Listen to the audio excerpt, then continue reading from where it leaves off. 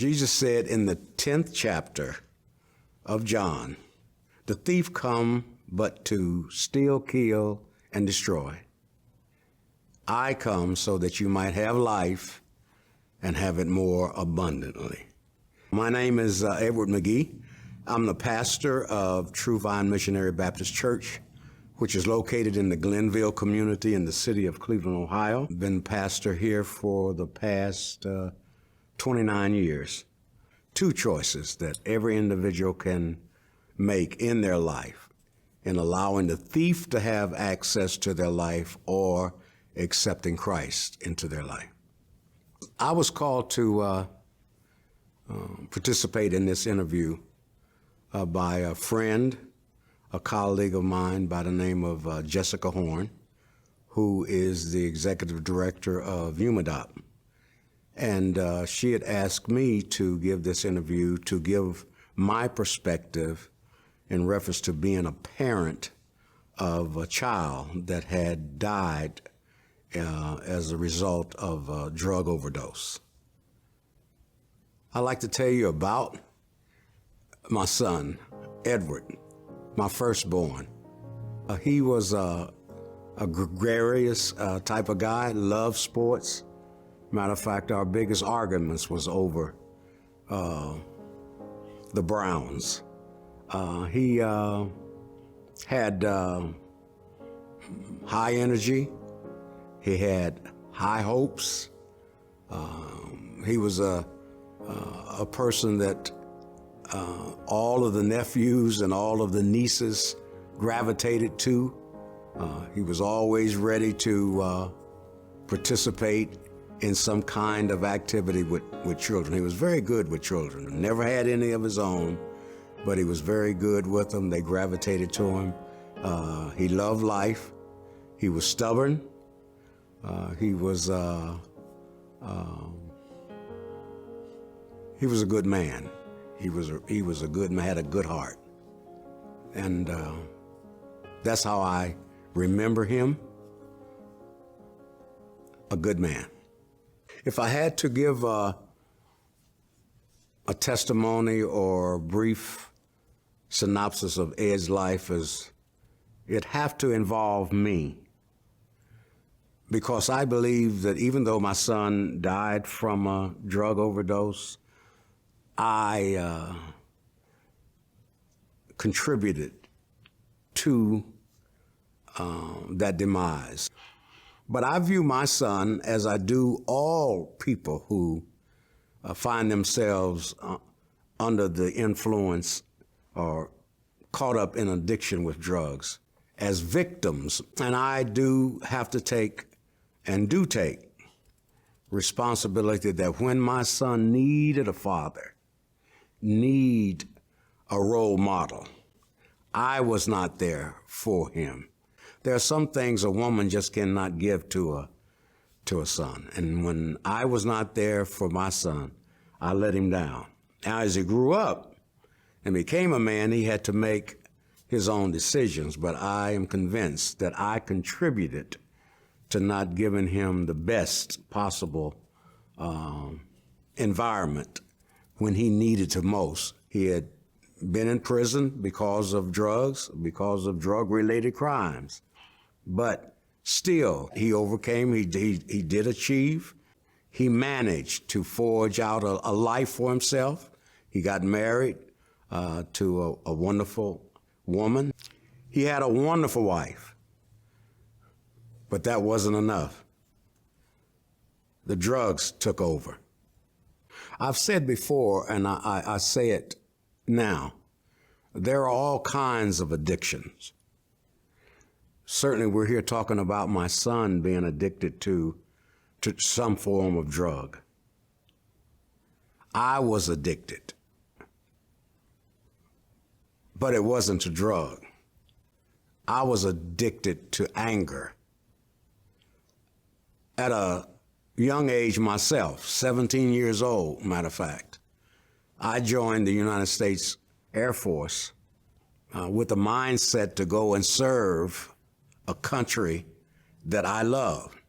But then when I got sent to Lackland Air Force Base in San Antonio, Texas.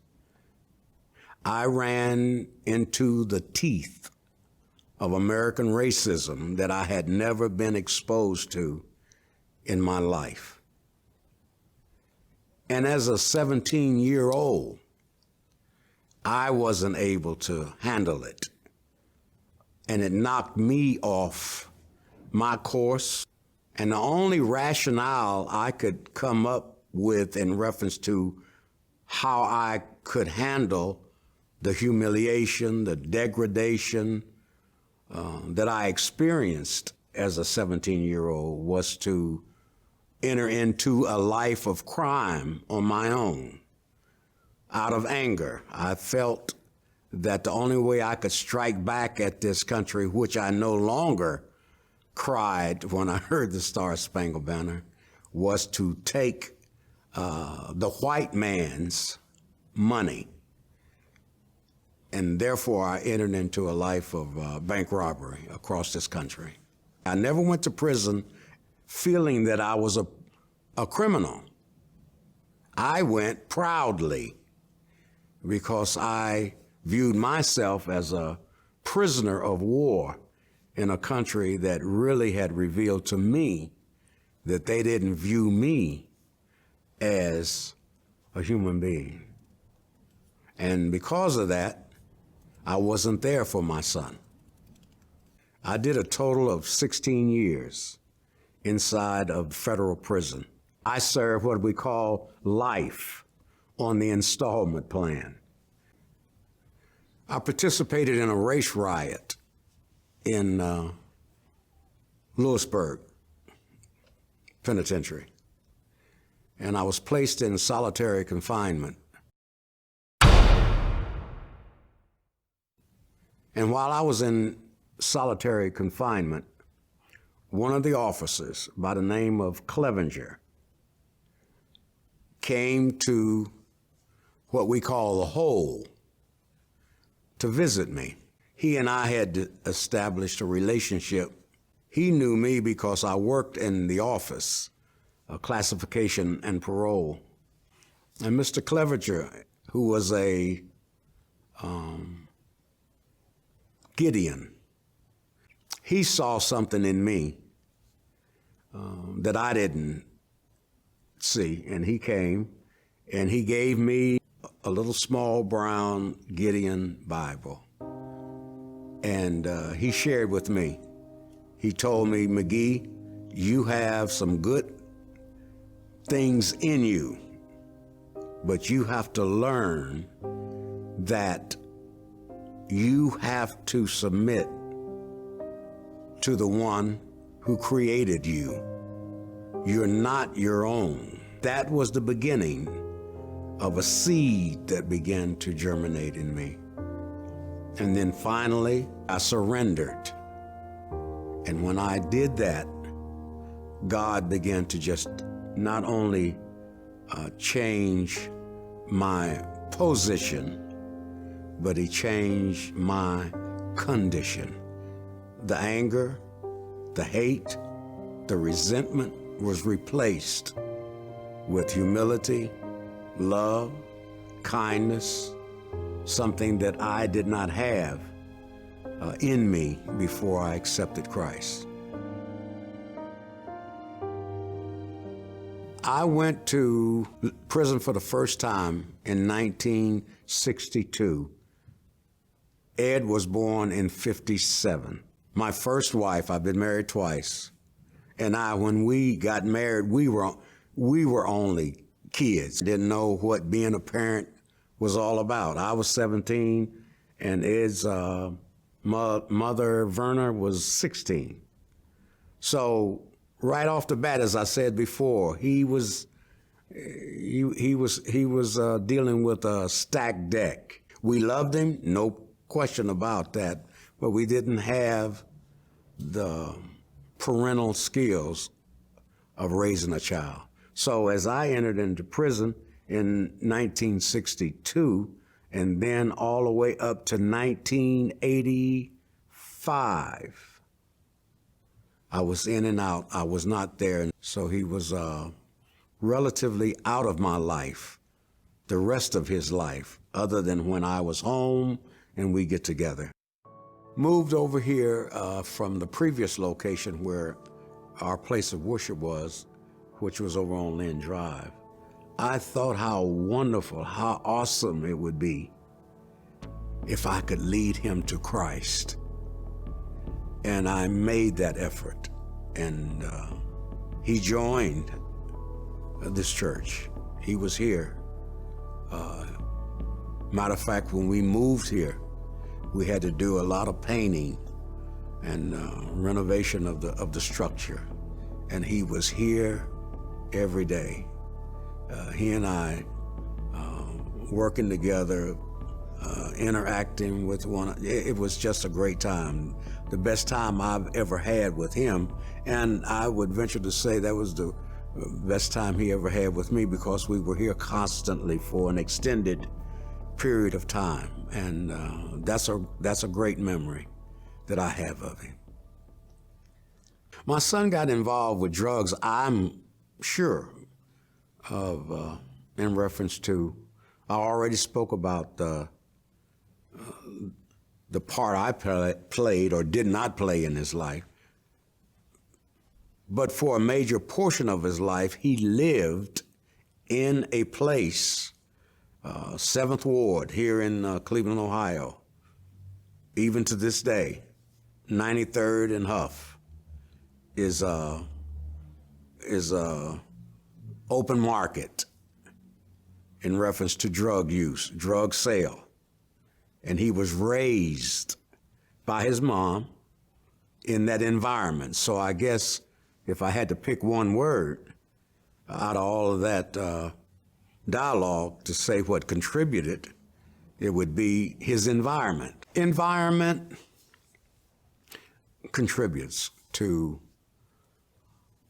making it possible, easier for kids, young individuals to be seduced, sidetracked, attracted to things that turn out to be yokes around their necks as they grow into maturity. On occasions, during those intervals when he didn't have a job, still had to pay rent, still had to have gas in the car. But if he didn't have any money, I would give him money. But after a point, I said, that's it. No mas.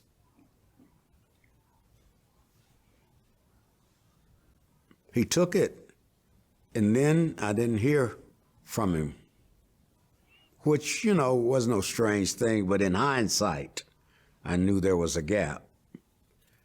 After his feelings or whatever had been mended, we got back and was talking, and he brought it up. And he shared with me that he didn't understand it then, but he understood it at that time. And as I shared with him, I said, yeah, I came to the point that as long as you knew you could come to me and I'm going to give you what you wanted, not necessarily what you needed, then you wouldn't be motivated to stop using. I was just helping you by giving you money. In conjunction with his environment and me enabling him to continue, perhaps maybe it could have been another story if he could have gotten out of his environment, or I would have stopped enabling him sooner. I'll never know. And then finally, that dreadful day, a day that in the back of my mind, I kept wishing against would never happen. Finally, it did. Deborah, that was my son's wife, she called. She had just gotten home from work, and she was hysterical on the phone. And she told me just simple, I remember forever what she said. She said, Edward is unresponsive, and just crying over and over. Edward is unresponsive. And she said, I just got home from work.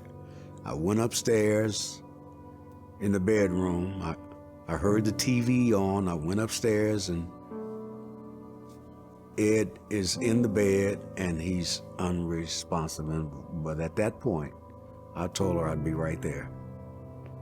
And by the time I got there, the police was there. I asked where he was, and she said he was upstairs. When I went upstairs, the policeman was in the room, and when I went up the stairs, the policeman put up his hand like the halt sign, like halt, don't come into the room. And then he asked for my identity, and I said, I'm his father. And so he let me come in, and I walked around the bed and stood over his body. He had foam that was coming out the corner of his mouth, and he was up, propped up, just as if he was asleep. I just started saying, I'm sorry. I'm sorry. I'm sorry. I'm sorry.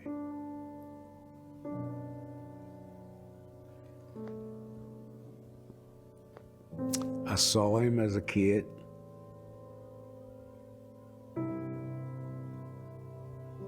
And then I just walked out. Ed tried. He tried to deal with it.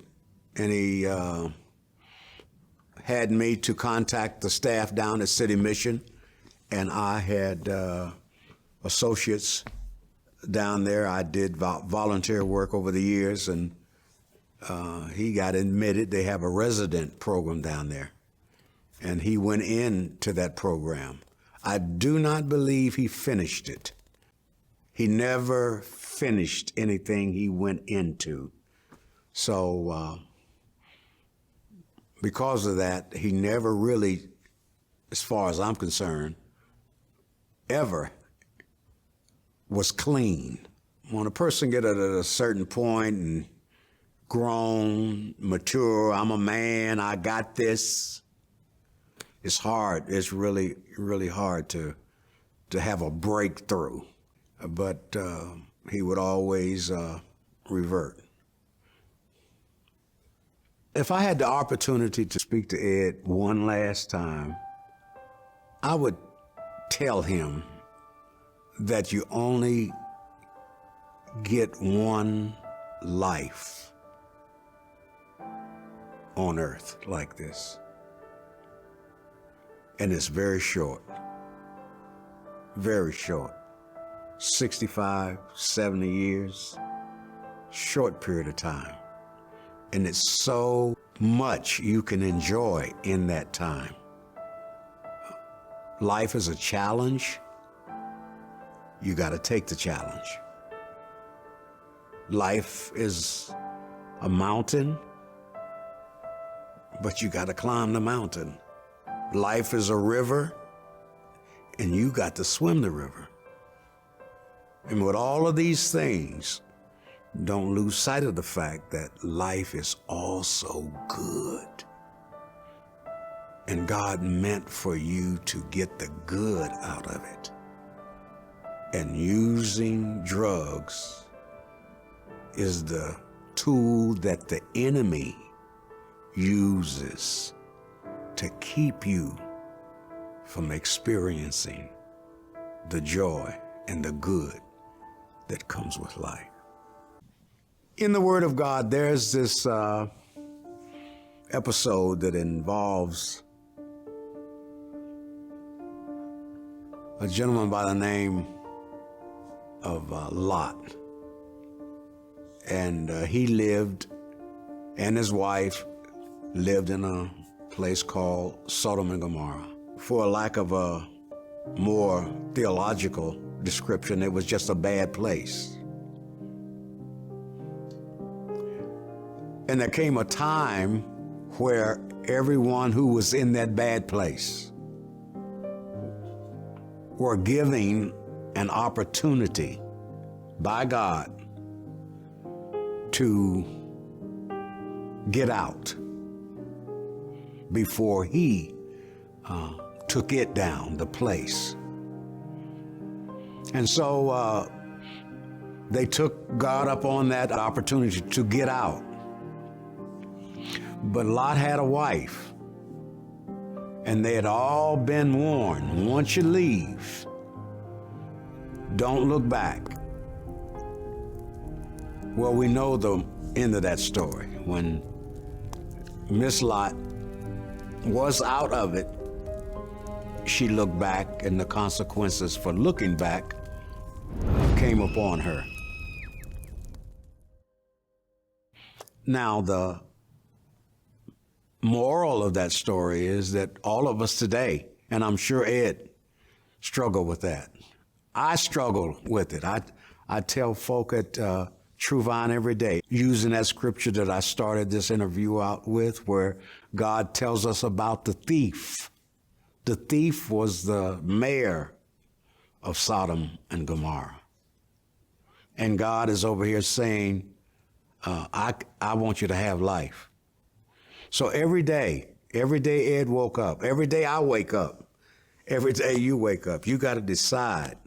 That's what Joshua told the people of Israel. The day that they were getting ready to leave out of the wilderness, they've been in that wilderness, and now they're going to a better place. Joshua set before them and said, choose this day who you're going to serve, the thief or God. Now, all of our days on this earth, that's our choice every day. I have to choose every day that I wake up who I'm going to serve. And I would like to conclude by just saying that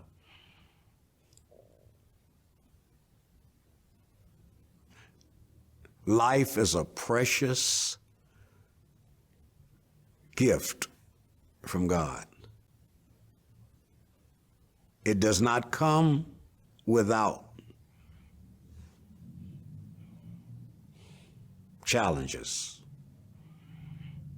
potholes,